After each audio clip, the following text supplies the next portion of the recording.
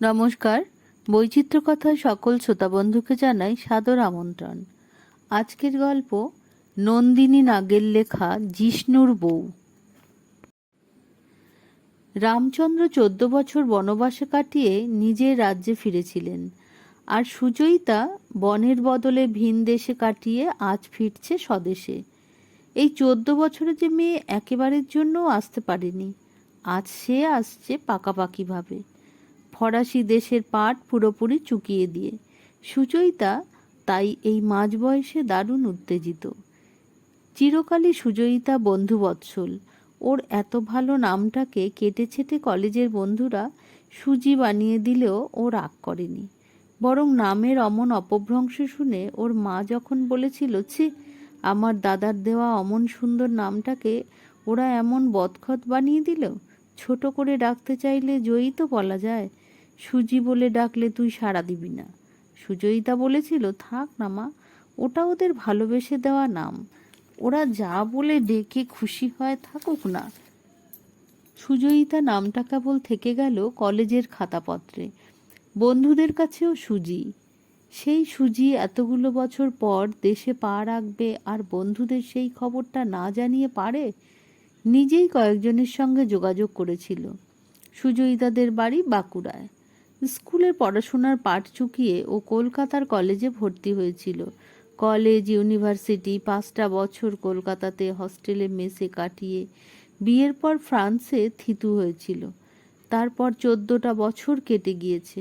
রাইন নদী দিয়ে বয়ে গেছে অনেক জল, জল গড়িয়েছে গঙ্গা ভাগীরথী দিয়েও। সুজয়িতার জীবনও চলেছে অনেক উত্থান পতনের মধ্যে দিয়ে। অবশেষে সবকিছু ঝেড়ে ফেলে একেবারে চলে আসছে ও। প্যারিস থেকে দিল্লি হয়ে কলকাতায় নামতে নামতে বিকেল হয়ে যাবে। তাই সুজয়িতা ঠিক করেছে আজকের দিনটা কলকাতাতে থেকে যাবে। বন্ধুরা যারা কলকাতায় আছে তাদের সঙ্গে দেখা করে আড্ডা মেরে পরদিন বাঁকুড়ায় ফিরবে। তাতে ফুসফুসে অনেকটা অক্সিজেন ঢুকবে। টিকিট কাটা হয়ে যাবার পরই দিনক্ষণ জানিয়ে দিয়েছিল বন্ধুদের। এমনকি আজ দিল্লিতে নামার পর হোয়াটসঅ্যাপ গ্রুপটাতেও মেসেজ করেছিল। অথচ এয়ারপোর্টের বাইরে পা রেখে দেখতে পেল একমাত্র জিষ্ণুকে। শুধু তুই? কেউ আসতে পারল না? সুচয়িতার গলায় স্পষ্ট হতাশা। জুই আর কুণালের সঙ্গে ফোনে কথা হয়েছিল খানিক আগে। ওরা বলেছে আসবে, তবে একটু দেরি হবে, আর বাকিদের কথা জানি না। সুচয়িতার উৎসাহ তখন ভাটার টান। সেই সঙ্গে অনেকটা অভিমানের মেঘও ঘনালো বুকের ভিতরে। মুখে অন্ধকার জমাট বাঁধতে দেখে জিষ্ণু বলল, ঘাবড়াচ্ছিস কেন? মেয়ে হুঁ না, আমরা কোথাও বসি, চল। ওখানকার লোকেশনটা শেয়ার করে দেবে গ্রুপে, যারা আসতে চাইবে চলে আসতে পারবে। কথাটা মনে ধরল সুজয়িতার। জিষ্ণু গাড়ি এনেছিল, ওর গাড়িতে নিজের ঢাউস দুটো ট্রলি তুলে জিষ্ণুর পাশে সিটে গা ছেড়ে দিল সুজয়িতা। 14 বছরে অনেক বদলে গেছে কলকাতা। ফ্লাইওভার, ওরাল দিয়ে যত্রতত্র মেট্রো রেল, ডাবল প্রমোশন পেয়েছে। জিষ্ণু ফার্স্ট ইয়ারে পড়াকালীন সুজয়িতার ভালো বন্ধু ছিল। সেকেন্ড ইয়ারে উঠে ওর মধ্যে প্রেমিক প্রেমিক ভাব দেখা দিল।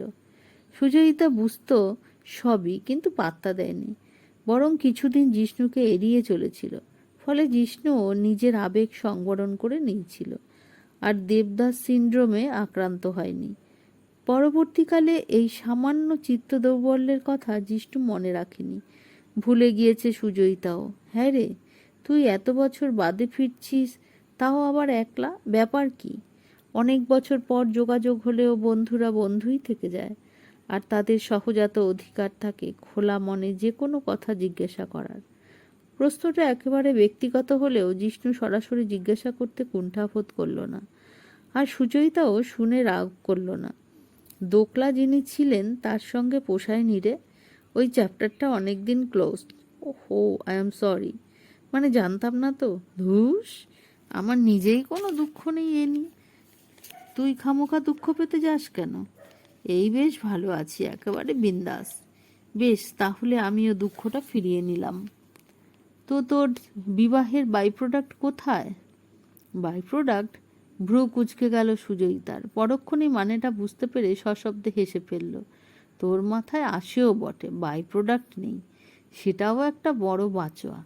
নইলে আষ্টে পিষ্টে বাধা পড়ে যেতাম, দড়ি কেটে উড়ে যেতে পারতাম না। কথা বলতে বলতে ওরা বেশ খানিকটা চলে এসেছিল। একটা ভালো রেস্তোরাঁর সামনে গাড়ি থামালো জিষ্ণু। ওরা ভেতরে ঢুকে বসতে না বসতেই আকাশ কালো হয়ে গেল।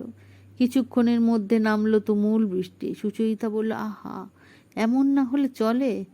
কবি কি আর এমনি অমনি লিখেছেন? সে আমাদের বাংলাদেশ, আমাদেরই বাংলারে, আহা!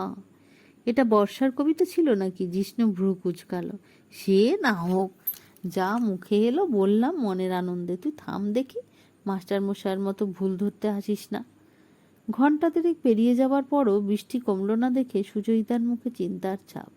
খানিক আগে কুণাল আর জুই আলাদা আলাদাভাবে ফোন করে জানিয়েছে ইচ্ছে থাকলেও এত বৃষ্টিতে গাড়ি থেকে বেরোতে পারছে না। সুচরিতা দেখল কুণাল আর জুই ভুল কিছু বলেনি। 1.5 ঘন্টার বৃষ্টিতে এখানে হাঁটু জল দাঁড়িয়ে গিয়েছে। কলকাতার এই সমস্যা আর মিটল না। একটু বেশি বৃষ্টি হলেই কলকাতা ভেনিস হয়ে যায়। বৃষ্টি তখনও ধরেনি। ইতিমধ্যে বাইরের অন্ধকার নেমে গিয়েছে। রাস্তার আলোগুলো জ্বালিয়ে দেওয়া হয়েছে। কৃত্রিম আলোর প্রসাধনী মেখে জলের ফোঁটাগুলো বকুল ফুলের মতো ঝরে পড়ছিল। 3 নম্বর কফির কাপে একটা চুমুক দিয়ে উদ্বিগ্ন গলায় সুচরিতা বলল, আমি তো খুব বিপদে পড়ে গেলাম রে। কিসের বিপদ? আমি তো ভেবেছিলাম রাতটা কোনো হোটেলে কাটাবো, কাল বাঁকুড়ায় ট্রেন ধরবো। কিন্তু এখন যা পরিস্থিতি হলো, এই জল ভেঙে কোথায় হোটেল খুঁজতে যাব? আমি তো আছি, অত ভয় পাচ্ছিস কেন? জিষ্ণু আশ্বাস দিল, সে তো জানি তুই আছিস, হোটেলে পৌঁছে দিবি, কিন্তু তুই বা এই জলের মধ্যে হোটেল খুঁজতে যাবি কি করে? ইঞ্জিনে জল ঢুকে গেলেই তো গেল, গাড়ি তখন নৌকা হয়ে যাবে। সামনেই আমার ফ্ল্যাট তেঘরিয়া, আজ রাতটা ওখানেই থেকে যা। রেশমি আছে, লোপা আছে, তোর কোনো অসুবিধা হবে না। তোর বউ মেয়ে, তারা তো চেনে না আমাকে। চেনে না, চিনে নেবে। তুই এমন কিছু সুখাদ্য নোস রে, ওরা তোকে খেয়ে নেবে। চল, তোকে বাড়িতে এন্ট্রি করিয়ে দিয়ে আমাকে অফিসে ঢুকতে হবে। একটা প্রজেক্ট চলছে, খুব ইম্পর্ট্যান্ট, আমাকে সারা রাত ওখানেই থাকতে হবে। সুচরিতার ক্লান্ত লাগছিল খুব, ঘুমও পাচ্ছিল, তাই আর কথা বাড়ালো না। একটা রাতের তো ব্যাপার, গিয়ে 2-1 সৌজন্যমূলক কথা বলে বিছানায় চলে যাবে। যা খাওয়া হয়েছে এতক্ষণ ধরে, তাতে আর রাতে কিছু খাওয়ার দরকার নেই, তাড়াতাড়ি ঘুমিয়ে পড়া যাবে। জিষ্ণুর বাড়ির গলিতেও হাঁটু জল পর্যন্ত জমে গিয়েছে। জলে পা দিয়ে ভেতরে ঢুকতে ঢুকতে সুচরিতা বলল, মনে হচ্ছে কলকাতার সেপটা কড়াইয়ের মতো হয়ে গেছে। 2 ভারী ট্রলি ব্যাগ জল থেকে বাঁচাতে উঁচু করে ধরে আগে আগে যাচ্ছিল জিষ্ণু। পেছনে না তাকিয়েই বলল, পুকুর টুকুর যেখানে যা ছিল সব বুঝিয়ে ফ্ল্যাট উঠে যাচ্ছে, জলগুলো কোথায় যাবে বল? লিফট 3 তলায় দাঁড়ালো। একটা বন্ধ ফ্ল্যাটের সামনে গিয়ে পকেট হাতড়ে জিষ্ণুকে চাবি বের করতে দেখে সুচরিতা বলল, তুই যে বললি বাড়িতে তোর মেয়ে বউ আছে।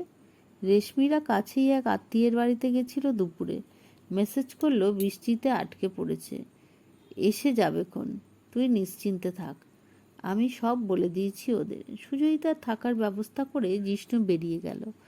ওকে এখন এই জল ঠেলে ঝড় লেগে যেতে হবে। বেরোনোর সময় বলে গেল, তুই রেস্ট নে, রেশমিরা যখন আসবে, ওদের কাছে ডুপ্লিকেট চাবি আছে, ঢুকে পড়বে। ফ্রিজে খাবার আছে, যা খাবি গরম করে খেয়ে নিস। আবার কি খাবো? তোর মাথা খারাপ? আমি বরং একটু ফ্রেশ হয়ে শুয়ে পড়ি। তোর বউকে বলে দিস ফিরে এসে আমাকে যেন ডাকে। ক্লান্ত শরীর বিছানায় ঠেকাতে না ঠেকাতেই ঘুমিয়ে পড়ল সুচরিতা। অনেক রাত্রে ঘুমটা ভেঙে গেল। দেখল পুরো বাড়ি অন্ধকারে ডুবে আছে। সময় দেখার জন্য মোবাইলটা অন করে জিষ্ণুর মেসেজ দেখতে পেল। রেশমি জানিয়েছে এত জলের মধ্যে গাড়ি যাচ্ছে না, তাই আজ ফিরতে পারছে না, তুই শান্তিতে ঘুমো। আবারও গভীর ঘুমে তলিয়ে গেল। পরদিন 8টায় ঘুম ভাঙল সুচরিতার।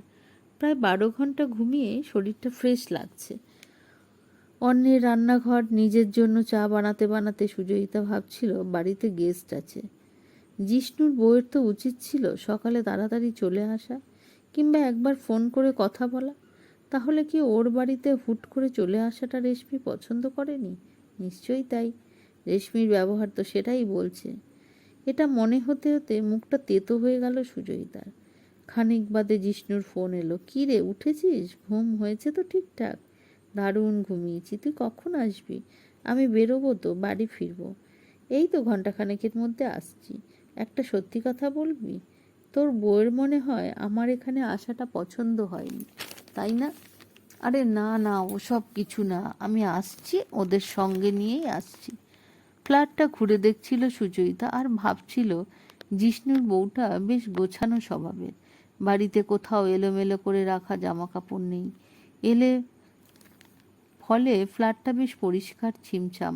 সারা বাড়িতে একটাও ছবি নেই। অন্তত ওর মেয়ের এটাই যা একটু আশ্চর্যের। 9টার মধ্যে চলে এলো জিষ্ণু। সুচরিতা ততক্ষণে 9টার মধ্যে চলে এলো জিষ্ণু। সুচরিতা ততক্ষণে তৈরি হয়ে গিয়েছে। ও একবার ভেবেছিল ব্রেকফাস্ট কিছু বানিয়ে রাখবে, কিন্তু অচেনা কারো রান্নাঘরে ব্যবহার করার আগে তার অনুমতি নেওয়া উচিত। বিশেষত এক্ষেত্রে জিষ্ণুর বউয়ের যখন অতিথিকে পছন্দ নয় বলেই মনে হচ্ছে, তাই আর ওই পথে হাঁটেনি।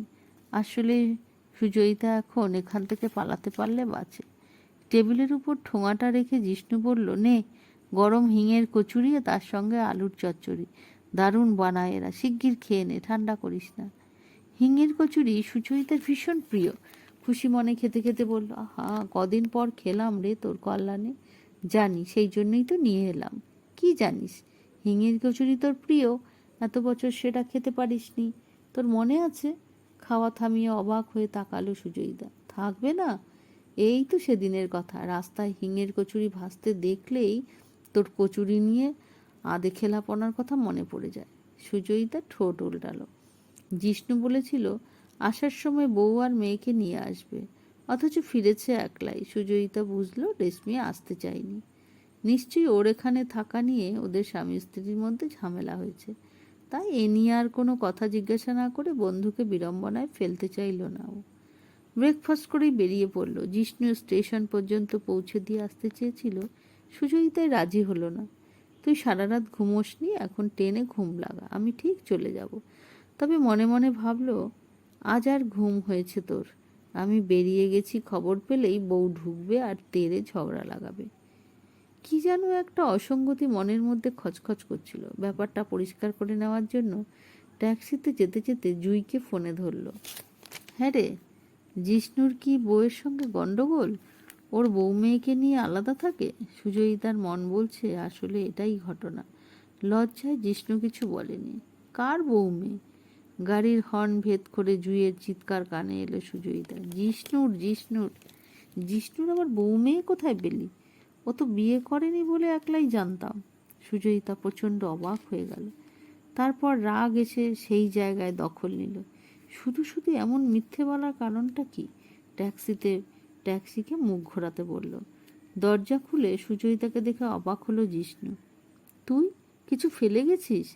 জিষ্ণুর প্রশ্নের জবাব না দিয়ে ঝাঁকিয়ে উঠল সুচরিতা। জুই বলল, তুই বিয়ে করিসনি, অথচ কাল থেকে আমাকে রেশমি, লোপা, বউ মেয়ে কত গল্প শোনালি। এত মিথ্যে বলার কারণটা কি? বাড়িতে বউ মেয়ে আছে এটা না বললে তুই কি আমার এখানে থাকতে রাজি হতিস? ওরকম দুর্যোগের মধ্যে তোকে কোথায় ছেড়ে দিতাম আমি? তাই গল্পটা বানালাম। একটা ভালো কাজের জন্য এটুকু মিথ্যে বললে ঠাকুর পাপ দেয় না। সুচরিতার রাগ পড়ে গেল জিষ্ণুর জবাব শুনে। এ কি ছেলে মানুষই কাণ্ড! ওকে দরজা থেকে ঠেলে সরিয়ে দিয়ে ভেতরে ঢুকে বসলো। জিষ্ণুকে হুকুম করলো, দরজাটা বন্ধ করে এখানে এসে বস। জিষ্ণু লাজুক মুখে আজ্ঞা পালন করলো। বিয়ে করিসনি কেন? মেয়ে পেলাম কই? যাকে করবো ভেবেছিলাম সে তো অন্যের হাত ধরে বিদেশে পাড়ি দিল। সুচরিতা হাসবে না কাঁদবে ভেবে পাচ্ছিল না। একটু পরে ধাতস্থ হয়ে বলল, বাঁকুড়ার ট্রেনটা তো মিস হয়ে গেল তোর মিথ্যে কথার চক্করে। ভাবছি আজকের দিনটা এখানেই থেকে যাই, কি বলিস? শুধু আজ কেন ম্যাডাম, যদি চান জীবনের বাদবাকি দিনগুলো এখানেই থেকে যেতে পারেন। গল্পটা এখানেই শেষ করলাম। বন্ধুরা, গল্পটা যদি আমার ভালো লেগে থাকে তাহলে অবশ্যই লাইক ও শেয়ার করো, আর আমার চ্যানেলটিকে সাবস্ক্রাইব করতে ভুলো না।